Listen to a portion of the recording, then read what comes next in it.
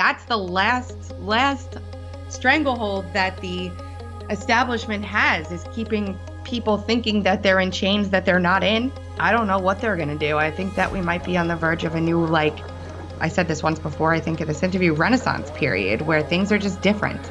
And it's up to us not to become complacent after they change.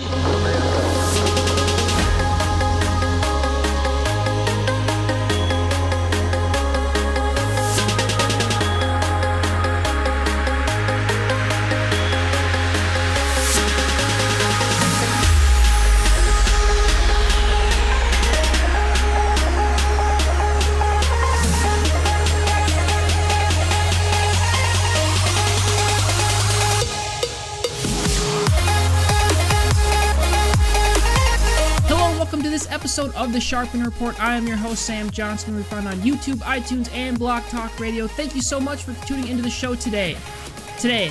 On this show, we talk a lot about the mainstream media and the narrative it is trying to push, and we also talk about how the culture is seeming to shift away from that narrative and focusing more on, well, alternative media. And today we are joined by one of those investigative researchers, Tracy Beanz, to talk about all sorts of different ideas in today's culture. So, Ms. Beanz, how are you doing today? I'm good. Thanks for having me on. This is exciting. Yeah, thank you for coming on the show.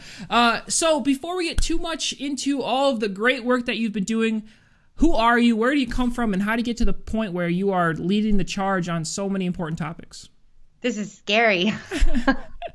No, I've been doing this for a really long time. I've been an activist since like right after 9/11, and I kind of worked my way through the monotony, and I worked on both of Ron Paul's campaigns, 2008, 2012, realized what was going on, realized the nonsense two-party duopoly, realized, everything that most people are coming to realize now. And after 2012, kind of took a little bit of a break because it was just sad.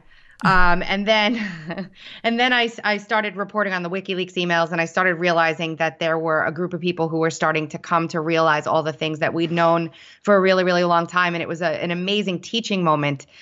These folks had always kind of looked at people like me as tinfoil hat wearing conspiracy theorists who lived in their parents' basement. So it was an interesting kind of shift, and I wanted to be a part of trying to bring people along. And it's kind of just evolved from there, and I'm blessed to have been able to do what I do. It's been quite the experience. It's pretty cool. Yeah, definitely. So as you started way back, kind of when 9/11 really, everyone's focused on that, you kind of started to wake up, and a lot of people, that was a big moment for them to wake up as well. But now we're all the way up to today, where Trump is president and Kanye West is leading the charge on cultural revolution. It's like, what is going on? How have you seen maybe the larger population start to kind of drop that conspiratorial negative mentality and kind of starting to pick up on just checking on facts? Yeah, it has been an amazing experience. And that's why people who have maybe just kind of been new to this are very frustrated and impatient about the pace of things and how things are going. But I always say the amount of growth we've seen in the past three years has been exponential in terms of, what we saw back then. It has been a revolution like nothing I ever thought I'd experience. And for me, I'm like, this is fast. For other people, they're like, what's taking so long? I think this is amazing. The transparency that we're seeing, the people who are now like, oh my gosh, they were right about that stuff. Like people are actually able to reflect and look back at themselves and say, all right, I was wrong about that. And that is beautiful. So it's really helping. And there are, yes, normal everyday people left and right because of what Trump has done. And it has been because of Trump has been, and Bernie Sanders and the DNC and all that. It's been amazing to watch. I'm blown away by it. It's great. It's great. It's good that it's nice to have people with a positive attitude on the show, because in this world, it's weird. Like, we do all this research to find the truth, and then everyone comes out of it scared. It's like, why do we come to that conclusion? Why are we scared when we see the truth? I don't know, but we shouldn't be. It should be the sunlight on it is what we need. Even, the government's not going to act on any of this stuff without the people making a case for them acting. So they would keep this under wraps forever if nobody knew about it. So the first step is always widespread acceptance of what is actually true. And the fact that first it's like almost like the stages of grief. First there's frustration and anger. It's true. I mean, first there's anger and frustration, and then there's just depression, and then there's a lot of fear mongering, and this will never change. And I'm here to tell you from my experience anyway, that's not true at all. We've seen a ton of change. And I think people need to experience those emotions. They're really important for people to go through that process. But at the same time, look at it logically from 20,000 foot view and see how much further along we are now than we would have been. These people wouldn't even know this stuff if what has happened in the past 3 or 4 years hadn't happened. So, right. Well, so one thing you said in your intro, kind of talking about where you come from, is you saw the corruption of the dual party system and how it's been very harmful to America. Can you expand on that idea? Yeah, there are really, they make it look like there are two parties and that's it. That's clearly not the case, as we've learned. There's the Green Party, there's the Constitution Party, there's the Libertarian Party, there's all kinds of different parties, but there's been this duopoly created by these parties, which are nothing more than private corporations. And that's kind of been programmed into people. That's the only two choices you have. Meanwhile, they're actually the same choice for the most part. So, we're learning now, people are learning now that that's actually true. Republicans and Democrats are really not that far off from one another in terms of their hunger for power, at least.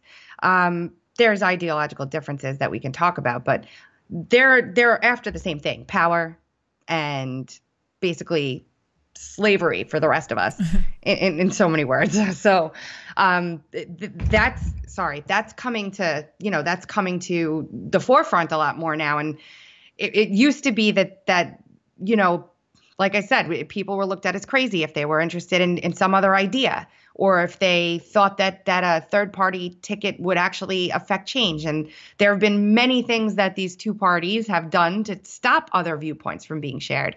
But I think that that's going to change now. I don't think politics will ever be the same again. Do you think that would be able to, we're going to actually break away from that two-party system, or will it change from maybe like an old school party to a new school party, to put it in like the worst terms possible? I think that what people are doing a lot more now is looking at the candidate rather than the letter next to his name, because there are some Republican candidates that are not really conservative Republicans that people want. They're, sometimes people want a populist candidate. They're not looking for a, small government candidate. They're not looking at the letter anymore so much as they're looking at the character and what the person's done. And since so many people have learned how to research now, they're digging these people apart. That's why you're going to see, I think, a lot more celebrities start to stand up and run for office on both sides of the aisle, because the paradigm has completely shattered now. People don't want ingrained politicians anymore. They don't want people who've been in Washington for 30 or 40 years. They just don't. Is that, oh man, that's tough, because and that's one thing that I've noticed when celebrities speak out, you usually get reactions from the opposite side who don't like their messages. Celebrities shouldn't talk at all because what do they know? But then they're equally ready to support a celebrity that supports their idea, which is harmful, obviously, in a lot of ways. So do we want more celebrities stepping in to say what they want, or is that beneficial at all? No, not necessarily. What I mean by that is it's not going to be limited to party anymore. Like you see Dwayne "The Rock" Johnson now saying he's going to run. We've had celebrity candidates before. We've had Jesse Ventura as Minnesota governor. We've had Arnold Schwarzenegger and as governor in California. It's not something specifically new, but people don't want the same old stale politicians. Now, if George Clooney were to say, I'm going to run for office, I'd be the first person leading the charge to expose George Clooney for the sham that he is, right? So I think it should be about real people. It should be about you and me running for office like it was meant to be in the first place. But it's just going to be different. So that's more responsibility on us, but that's okay because these people are supposed to represent us. So we should know who they are. Yeah. Make sense? Yeah, absolutely. It's not about the person, it's about the ideas that they're trying to put forth. Yes. And so that's the big shift I really see over these past couple years. It's been not so much focusing on the people and the events, but really starting to focus on the ideas and say, I can talk to a Democrat who wants to talk about the ideas, and we can disagree, but we'll have a good discussion. We'll both grow from it. And that's what I see the shift actually happening with a lot of the big shows. So to build on that momentum is, what do you think are the biggest ideas in our culture today, both harmful and positive, that we really need to focus on and support or tear down? That's a big question. Yeah, it is a big question, but I feel like it'll get the rock rolling on our conversation, and it'll take us wherever we're supposed to go. So, okay. A lot of what I'm going to say is it'll come from a place of my political kind of ideology, because those are my values and ideas. So what I say might not be what someone else believes are the things we need to shy away from. I'm a libertarian, so for me, we need to get away from the government will take care of you, government will save you, government is the answer to everything, government legislation will fix A, B, and C, and move more towards a free market sort of, let the chips fall where they may, the market will correct itself type of vertical. I think we need to get away from the political correctness, the quickness to label somebody who doesn't agree with you as some sort of derogatory name that, bigot, homophobe, Islamophobe, whatever, racist, misogynist, all those words, they've lost their meaning. They don't mean anything anymore because they're used so easily. I think people need to just get away from letting someone else take care of them and taking responsibility for themselves. And through policy and through the removal of kind of strict controls over business and things like that, people are starting to realize that when the economy flows, people can start to take more responsibility for themselves. And then that trickles down into other areas of their life. We need to focus more on limiting the size and scope of government and limiting the power that any one person has in government, and not running to government to save us from, censorship online or any of those things, and to create new venues to speak on, to make those others obsolete.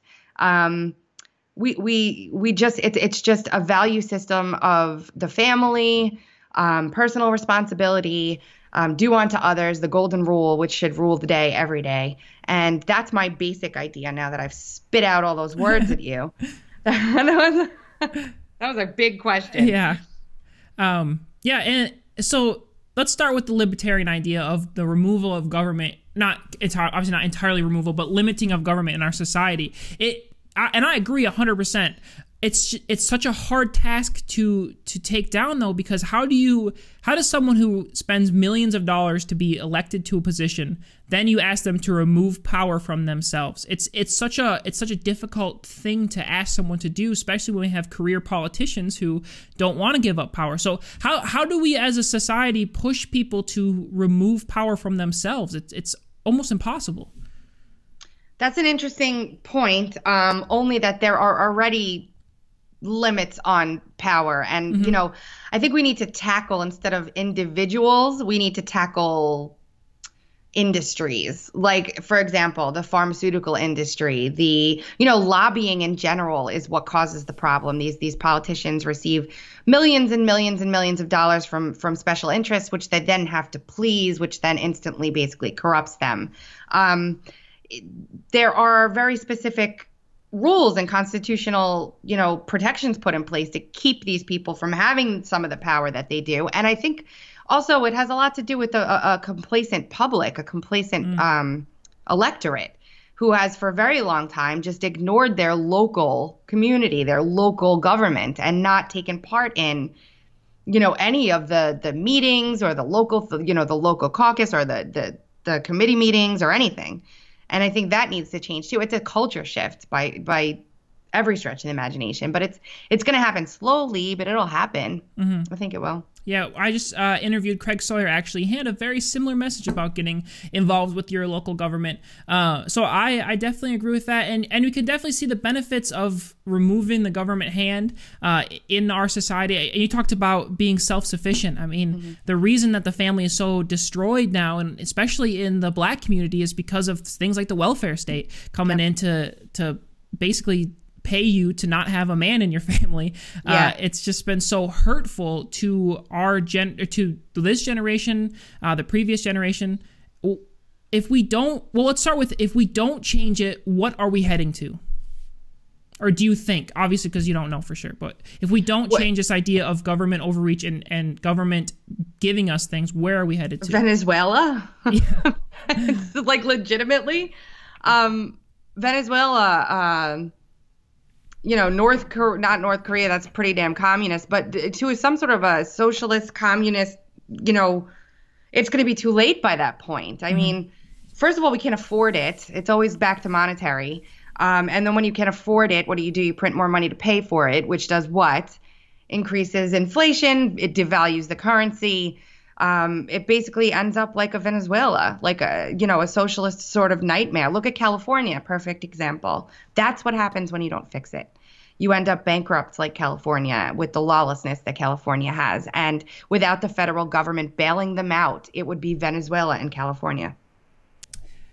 Yeah, so no, it is important to talk about the ideas and talk about where we are getting our ideas from. And a lot of people get their ideas obviously from the mainstream media. And the thing I struggle with is people are so quick to support a media outlet that says what they want to hear versus a media outlet that's speaking the truth even when it goes against what they say. And so even with things like Fox News, people love to support Fox News because it's right wing in some senses, but they obfuscate a lot of important information as well, as much as the rest of the media. So is there a point that we can support the mainstream media at all right now?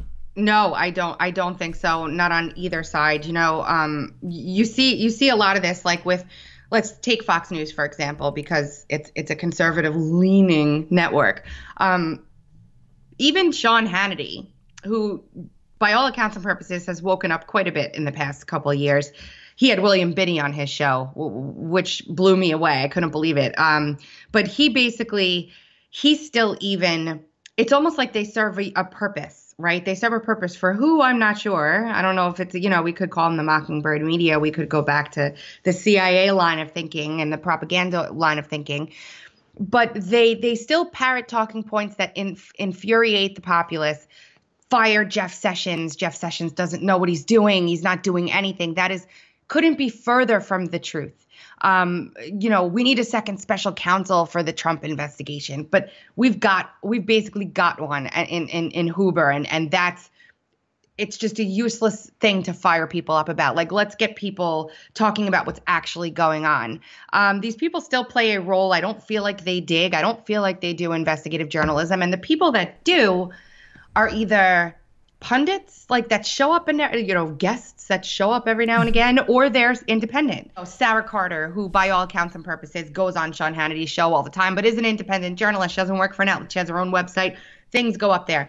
Now, even those people, to a degree, are kind of guided by whatever information they get and who tells them what. There's a very well scripted line that people are towing. And I think that's why new media scares them so much, because what I do is all open source, and it's based on, for the most part, the reporting of other people, as well as and analyzing documents and court documents and government records and kind of putting all that together. But I'm not beholden to anybody, not a source, not a network, not nobody. I could say whatever I want. I don't have to listen to what anyone says. I'm not getting sourced information from some secret guy who's hiding out in my bushes. So there's no control over people like that. To be able to espouse their ideas, which really scares the establishment, because people like me are getting more attention than the people on Fox and on CNN. And those people, I always wonder, do these people really believe what they're saying? Do these people really believe the stories they're reporting, or are they in on it too? I think it's a good mix of 50-50, and it's dangerous. It's dangerous. Yeah, and that's the mainstream aspect of it, is they're trying to get as many minds as they can, and as we see this shift away from people watching that, especially in this younger generation, they just don't trust the people like that, and so there's a shift to YouTube and shift to these alternative sites to try to get the actual truth. So logically, the next step by people in control would be to try to raise up some of these more alternative people in media that they control and make it look like a grassroots movement to still control the message. So how do we identify people like that, or who are clearly just set to convince us of the lies? I really believe that you can see someone's authenticity. I believe that people for far too long have ignored their gut, haven't paid attention to what their inner compass says, haven't followed that. It's very obvious when you see that start to happen. There is no matter how hard they try to hide it, there is a notable shift in tone. There is a notable shift in how they approach certain topics, what they will and will not speak about. The best way, I think, to avoid that from happening at all, let alone, the best way to avoid that is the crowdfunding method. Because as people, independents, become self-sufficient based off of the crowd, they're accountable to those people. And if they have funding from the people at large, they don't need to be bought off by someone else. They don't need it. I don't need your money. I'm good. Thank you very much. And that's how this amazing, kind of renaissance we're going through in journalism is happening.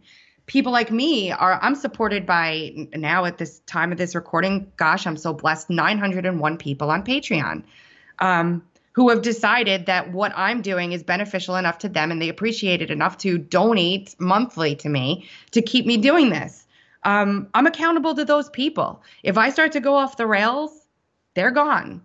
So that that keeps to me, that's how the free market works. And it keeps people in line. I'm not only that, but I just would never do anything untoward. But you know what I'm saying? Like, I'm accountable to the people that are supporting me financially. And that's the way it works with the big donors too. But the big donors, there's one of them, and this way there's 900. There's a big difference. Mm-hmm. But I hate that idea that you can't give people money because they should just be giving you the truth for free. Like, if you really wanted to spread your message, then you just give it away for free, versus like, no, it takes money to put up a production like this. So can you speak on that idea of just people just not wanting to give money even though it's for a valuable cause? I don't agree with that in premise that people do want to give money for a valuable cause. It's clearly, because otherwise I wouldn't have any people supporting me. I think that the stigma comes in because I don't know if it's other people are upset that they're not doing it. I don't know. But the way it happened for me is I was spending, nearly all of my free time. I have a family, and I work full time. I was spending nearly all of my waking moments, 24 hours a day, sometimes 18 hours a day, doing this. And I had financial hardship, and I was going to need to get a second job. And if I had to get a second job due to that financial hardship, I would not have been able to continue doing this. Not the way I was. It would have killed me. So I said, you know what? I'm spending time. My time is valuable. Obviously, people find value in what I do. I'm going to start asking if people would be willing to support me if they appreciate what I'm doing. And people appreciated what I was doing, so they started supporting me. And as it grew, and as I was able to dedicate more and more time, and I always knew I wanted to do this. I always knew it. So now it just happened to be the right time for me. I was able to grow, a base of people who supported me and appreciated how I did things that allowed me to then decide, okay, I'm going to take a leap of faith and I'm going to do this as a business. And that's what I'm doing. And it's never ending. As you can see, it's Saturday, all the time. I have no complaints. I do it happily. I love it. It's my passion. I'm blessed to be able to do what I love doing. But there's nothing wrong with it. I don't feel ashamed of it. I don't feel upset about it. I try to put out a quality product that's researched and done with integrity, and gives people what they're not getting in other venues. And And I'm honored and blessed that people care enough about what I'm doing to support me through it. There's nothing wrong with that. Like, if you can do it, more power to you. I don't understand it. I just don't. I don't understand it. Like, people don't like they don't agree with the free market, but they're conservative, or I don't get it. I don't know. No, and I 100% agree with that, and I definitely, and anyone listening to this, definitely go support Tracy because it is so important, because it's not easy. It's not easy to go out and sit and, for one, just read through a 100-page document about something about like the JFK files that were released, and spend all your time trying to find out the knowledge of that. But even on top of that, it's not easy to put out a product that people will listen to, and it's not easy to get negative feedback from people who just hate you for trying to find truth.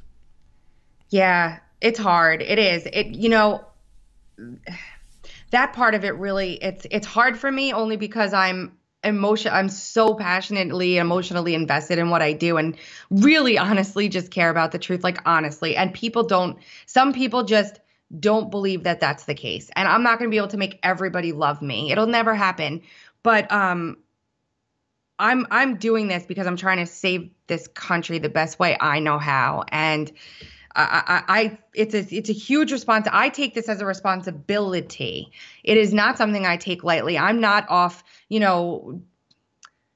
clickbaity headlines and, nonsense, and the world is ending tomorrow, and, all that stuff. I just am trying to report the news in a way that no one else really does it. And people don't like me. A lot of people don't like me. It's hard to read sometimes. It is, but I'm not complaining, because it's going to come. It comes with the territory. I'm putting myself out there. It's going to come with the territory. So it is what it is. Yeah, no, and that's the, that's how you know someone. That, talk about a gut feeling about being authentic, is someone who will receive that hate online, because for the purpose of carrying out their mission that they've been given to protect their country, to do what they believe in. And that's something that has been lost in our American culture quite a bit, is because people are afraid to step out. They have to conform so people will accept them. But we are starting to see this alternative media rise up saying, no, I don't want to do that anymore. And I think that is such an important value that we are starting to see in our culture re-emerge. So what can we do to kind of help foster that? What do we need to see more of to help encourage people to do that? I think the most important thing is not to repeat history. In other words, sometimes I find stuff that's true that is very uncomfortable to hear. Maybe it's about somebody that you supported. Maybe it shatters a worldview or a thought you had about someone in the past, and it goes against the grain of what everyone else is saying, but it is the truth. We need to be able to confront that and not lash out. That's something that needs to happen more. Otherwise, we're just going back into that hole that we crawled out of only listening to what makes us feel good. It's not always going to be rosy. Sometimes it's going to be horrible. Sometimes it's going to be stuff that you are going to be like if I were investigating and I came across damning information on Donald Trump, could I sit on that just because it wouldn't help? I would never be able to do that. You know what I mean? So, and people need to be ready for that's why what you keep saying about ideas is so important. People will always let you down every time. The ideas are what's important. People will let you down every single time. So we need to get back into the search for truth through ideas, and understanding that sometimes it's not going to be what we want to hear, but we need to go through it and heal from it and learn so that we don't do it again. That's the hardest thing. I think that's the most difficult thing for people. Do you think that we are at a point, so you said you started back around 9/11, which is obviously a huge mess of false flags and deceit and lies. Do you think that if something like 9/11 happened again today, like very similar, that we would end up with similar policies like the Patriot Act, and that we would be pushed to another war? Or do you think that people are awake enough to kind of say, no, we're not going to let that happen again? It's funny that you say that, because we've seen it on a very much smaller scale with Vegas and Florida. Not that Florida was a false flag, but they use these events to posture, to try and enact their, authoritarian sort of legislation. You see it with the Second Amendment. You see them using these tragedies to try and take away our gun rights. How did that work out for them this time around? Not so good. The NRA gained like 3 million people, like 3 points, they doubled in size basically after they tried to pull that with the Parkland group of people they flung out in front of us, So I think people are awake. Like Vegas was another one that woke a lot of people that were teetering on the edge up. I don't think they'd be able to pull it off again. I don't think they'll ever be able to pull off a 9/11 style sort of thing ever again. I really don't. Yeah, I agree. I would agree because I think people are starting to wake up like we've talked about. So what do you think is their next tactic that they're going to implement to try to wrangle people back into their grasp again? If they can't use the scare tactics like every scare tactic they've tried to use, Syria, North Korea, the trade war on China, people are like, I'm just not going to be afraid. I'm going to step up again. And so they're boogeymen. They're kind of running out of their boogeymen. So what do you think their next tactic is?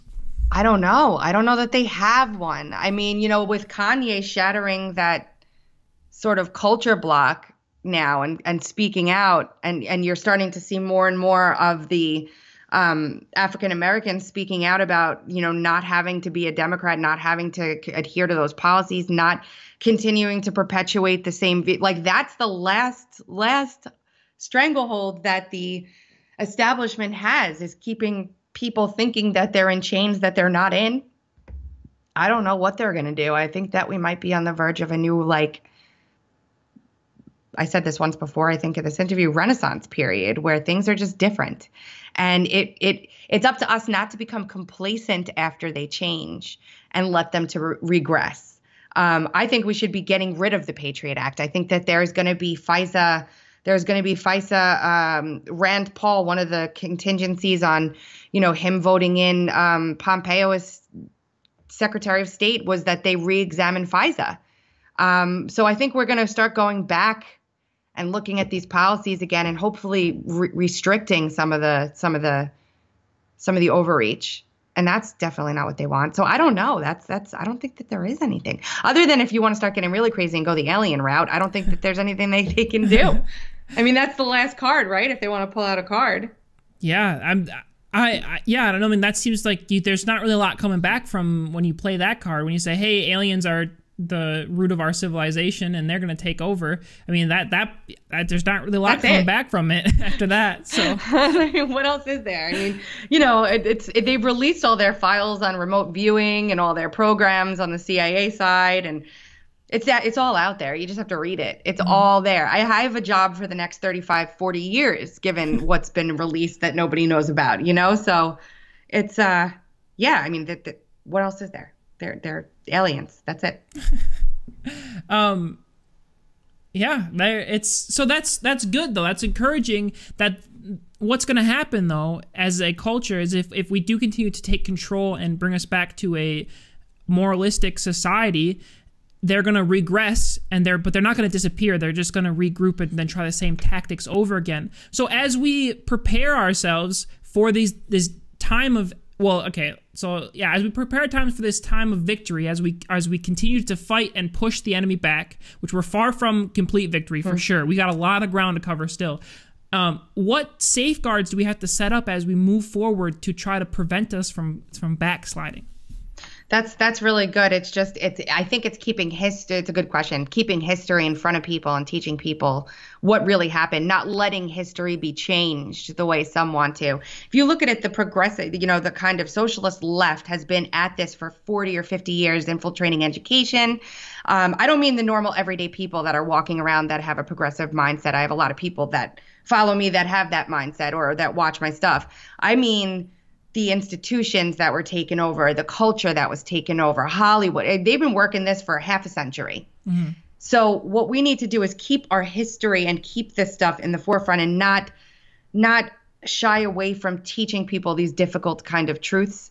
And as we cross over each little minor finish line, making sure that's cataloged and ready for people that are just kind of coming along to learn from the past. Mm-hmm. And as long as we can keep that in front of people, I think we can avoid repeating mistakes. No book burnings. Yeah, no, definitely not. And it reminds me of George Washington's final address when he talks a lot about what we're going through today as a society, about the warnings of what things not to do, and all the things that we've done, he said not to do. And so that's what happens when you remove history in our world is we just forget. We fall back into the same paths that the New World Order, that Satan is trying to push us to, and so it's that I entirely agree with that point. So let's kind of jump into a few community questions. So I always tell my community, my listeners, who's coming on the show beforehand, so they have an opportunity to ask questions. So I have 2 questions. One of the questions is, you've been doing a lot of talk on the Mueller investigation, and for a while everyone was against Mueller because he's trying to tear down Trump for no reason. But there's been a recent surge of this idea that he's actually out there to support Trump, and that he is not actually investigating Trump, he's investigating other things. So do you think that this question comes from Dakare, and she's asking, do you think that he is a white hat, or do you think that he is against it? And can you give some background on both of those ideas too? Yeah, you know what's crazy? I don't know when this question came in, but I just literally yesterday and the day before did a massive story on this very topic. So I went through the Mueller's doing what we all think he is, and he's after Trump, what everyone's telling us he's doing, and then Mueller may not be after Trump. I'm 50-50 on it, to be honest. I don't know. None of us do, but I just point out some of the really interesting points that make it appear as though what we're being told may not be the case. There are a myriad of different things, but what he's investigating and who he's investigating, based off of little tidbits we get, like Michael Cohen being raided, and Oleg Deripaska being mentioned in terms of connection to Manafort, and Richard Gates and his connection to Jack Berkman and Seth Rich. Just all of the stuff that Mueller's doing, and timing things, and how he met with the president the day before on the same day that Comey was leaking the memos, and he was appointed special counsel the next day, and he couldn't have been FBI director because he'd already been extended for 2 years past this 10-year statute of limitations by a bill, and they had to pass a bill to extend him the last time.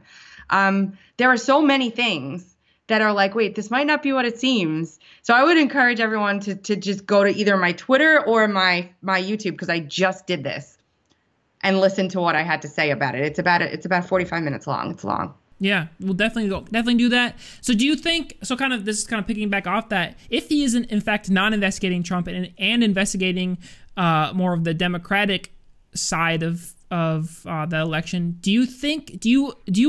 will we ever live in a world where Hillary Clinton is in jail, and even Obama is in jail for the crimes they've committed? It's about leverage, right? It really is about leverage at the end of the day. What leverage does one person hold over another, and how damaging is that leverage? It's about removing it. So the more that comes public, the less leverage these people have on each other, because then, the McCabe OIG report removed all of McCabe's leverage and Comey's. So it's I don't know. I don't see how Hillary Clinton gets away with it, whether it be she goes down for the Clinton Foundation, or God only knows what she could go down for. But I don't know that Hillary Clinton, everything. I mean, there's, yeah, she could go down for being born at this point. But I think Hillary is going to be a casualty unless it takes so long she passes away from whatever illness she has. Not that I wish that on anybody, regardless of how horrible they are. Yeah. But I think that Obama is pretty insulated at this point, for the most part. If they can take down Brennan and Clapper, they most likely can go get Obama. And given what's happening foreign policy wise around the world, I think his leverage is being removed there too.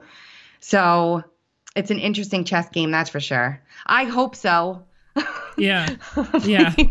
Well, I definitely too, because they deserve it. But and a concern I always had, and I heard someone bring this up, I don't remember who, but does it set a dangerous precedent that we can throw a former president in jail? The current president can throw a former president in jail, because that idea can be scary to things like falling into communist regime where they kill the old leader. Obviously, it's not the same thing, but does that set a dangerous precedent that maybe we don't want to go down? Doesn't it set a more dangerous precedent to make it known that if you're the president, you can be a lawless scumbag? I think that's a more dangerous precedent. Don't break the law. Don't become a corrupt piece of garbage, and you'll be fine when you leave the presidency. Yeah. I mean, we have rules and laws in this country for a reason. There's a justice system in place for a reason. It should be used regardless of who you are. Otherwise, then why is it okay for them? It's a two-tier justice system. I'm not okay with that. I think it's much more dangerous to allow people to skirt responsibility for crimes they've committed than to charge them and prosecute them for those crimes. I agree, and I'm glad that you answered that way. So, good. I passed the test. Yeah, no, that's what I was doing. And then so the second question is we already touched on it. It's a little bit more of a personal side, so if you don't want to answer it, that's totally okay. But she, True Lucero is her name. She asked if you had any kind of threats made on you, and what kind of threats. And then I'll add on, and how do you respond to those threats? So how do you respond? That's a crazy question. For every little threat that I've gotten, there are millions of people that are loving, supporting, wonderful, amazing human beings that I'm blessed to know. And like the amount of positivity coming at me from people is, I don't even understand it. It's overwhelming. That overshadows any negative that I could possibly ever see. I'm blessed. Like I say, every morning, wake up with appreciation. Every night, go to bed with it. To have the support that I do from people. It's something I cherish. There's a lot of people out there on the front lines who love to focus on the people that hate them, and they love to focus on that hate, and they say, "Oh, I'm being attacked so much," but they never talk about the people who support them. I have a great audience out that says wonderful things about the show, and they support me, and that's what I focus on. Of course, people say mean things all the time. It's the internet, but to focus on the positive is the point, and I like that. I try to as much as possible. It's hard because, like I said, I'm so very invested in this emotionally and spiritually, and every last fiber of my being goes into this. Like I just care about it a lot. The best parts of this is I get to talk to people who know more than I do, have been through things that I haven't been, and to talk about their experiences and the ideas that we can pull from their experiences, because we all go through things that change us and mold us, and things attached to our heart from different experiences that make us more powerful in the areas that we are called to be in.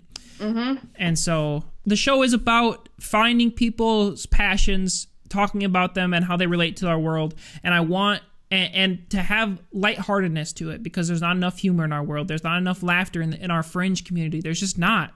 And so that's what I try to do.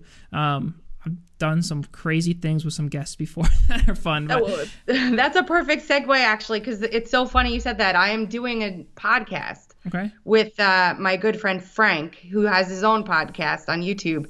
And he is kind of that pop culture, but still deep political research guy. Mm-hmm. But he's funny as anything. People go to a show and they just have a great time.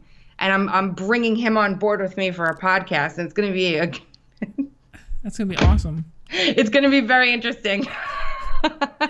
We're talking about like deep-seated corruption in the government, and he's making it. It's going to be great.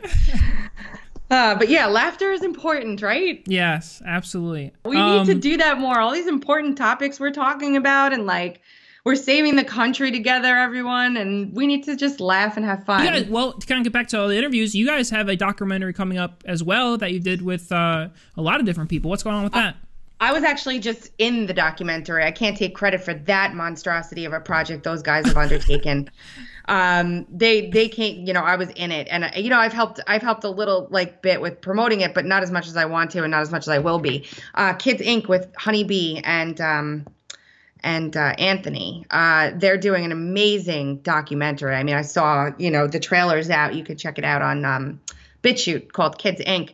Yeah, that's a project and a half. To spend all your time in that particular space, I did it for several months, and it changes you. That's for sure. So yeah, it was an interesting meld for the two of us. We did an interview after together, both of us, and it was interesting to kind of weave the political into the trafficking, because they are very connected. And I think it joins it together for people a little bit easier. It's a hard topic. A lot of people don't want to pay attention to it because it's so difficult. And I think that's where the block is for some people. They just don't want to think about it because it's too hard to think about. So marrying those two things, I think, makes it a little easier for people to understand. She's doing amazing work. That group is heroes. They put their feet on the ground and they march out there and do things that, I mean, so brave, so brave. Yeah. Craig B, there's another documentary coming out called not a documentary, it's a movie coming out called The Child's Voice by No Restrictions Entertainment that I've worked with them on helping them promote as well. That's going to be coming out in LA, literally a premiere at a theater. So it's happening.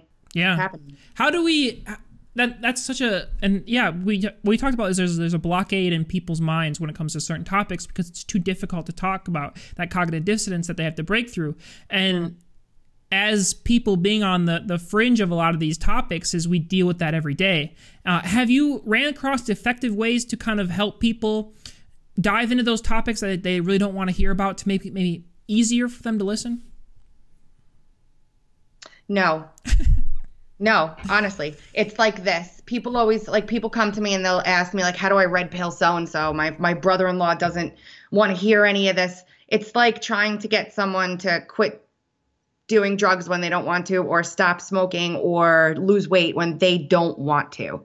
You cannot force somebody to be ready to do those things mentally, just like you can't force somebody to see the truth of something until they're ready to. The easiest way in terms of that topic, I think, is just to throw the art and the Instagrams at people and have them just take a look at it. Look at this.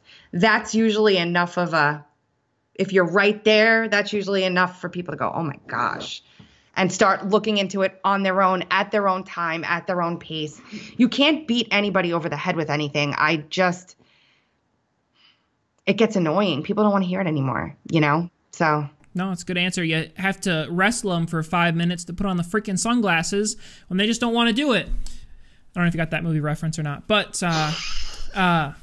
yeah. So all right. Well, we got, I don't even know how much time left because we've been all over today. Is there any important topics that we didn't get to cover that you think is important for people to know about? No, this was a really good interview. It really was. I mean, usually people are like, so on page 67 of the OIG report, what did it say? Good. Everybody just needs to do this. I have something. Okay. Everybody needs to be kind to one another. Trust your instincts. Do your own homework. Don't listen to something just because somebody tells you it's true. Take a few minutes to check it out for yourself. Understand that there's disinformation out there on purpose, and that the people that are doing it sometimes don't have your best interests at heart. Just be aware, because it's easy to fall prey to things nowadays that aren't true, that are put there to make people look foolish, or that are just designed to distract. So just keep your wits about you in this horrible, crazy journey that we're taking together. Not horrible, but it's kind of convoluted and crazy. This journey that we're all taking together with a lot of information flying from all different places. Just kind of try and trust that gut and what you feel inside, and use that to guide you, because it's something long lost that people don't do very much anymore, and it was given to us for a reason. So, and love people. Love people, for goodness sake. Absolutely well said, and I definitely agree with that ending statement. So, Tracy, where can people find you, and how can they support you, and what do you got coming up next? I have a lot of stuff coming up, actually, the podcast, which I talked to you about. I'm working on some other projects in the background that I can't talk about just yet, but they're coming. And then you guys can find me. All right, I'll tell you what. I'm going to be launching a website very soon, so then I'll be able to give people that address. But in the meantime, you can find me on YouTube and Twitter and Gab and BitChute and DTube and Steemit at Tracy Beanz with a Z, all the same. You can also find me on Patreon at patreon.com/Tracy Beanz with a Z. But if this is the first time you're seeing me, watch my stuff for a good 2-3 months before you decide to jump into Patreon. Just make sure that you like what I'm doing. And I'm sure you will, guys. Thank you so much. Thank you for coming on the show, Tracy. I really appreciate it. Thanks for having me. This was fun. Yeah, I'm glad that you enjoyed it. Guys, that's it. Make sure you dive into the truth, and that's what we want to do. You want to start to second guess everything, challenge your own presuppositions. Even when things are difficult, you don't want to look into a lot of these topics, just give it a shot. Try it. See what you can find and take it step by step. Go at your own pace. Ask someone else to walk with you as you go through it, and be patient. And God will lead you. He'll be the one that will bring you the truth if you're faithful through all those things. Definitely go check out Tracy's stuff, as she's all open source. She doesn't ever ask you to just trust what she's saying. She provides you with all the facts as we go on. I think that's one important thing, is don't trust anyone on the internet. Do your own research. Use people to help bring things to light, but ultimately do it yourself. And that's the show, guys. I'm never going to ask you to like, subscribe, or share, but, I appreciate it if you do. I hope that you enjoyed the show, and I hope that you have a great week. Do you have a favorite joke that you want to end the show with? I have 2 jokes. Okay. 2 peanuts walked into a bar. One was assaulted. Oh, God. That's my favorite. That's your favorite joke? Oh, my God. That's so funny. One was assaulted. It's funny, but your favorite? Oh, man. I have another one. It's a little longer. Okay. A little longer. There was an old shopkeeper, and she had a son that was born with a head but no body. And every day she would sit her son's head in the window of the shop, and the son would look outside at the kids playing, and he would always wish, I wish I had a body so I could run across the street and play with the kids. And every day he would wish. And one day the mom was like, be careful what you wish for. And sure enough, the next day the little boy woke up and he had a body. So he ran outside to play with his friends, and he got hit by a car. What's the moral of the story? I don't know what. Always quit while you're ahead. Oh, God.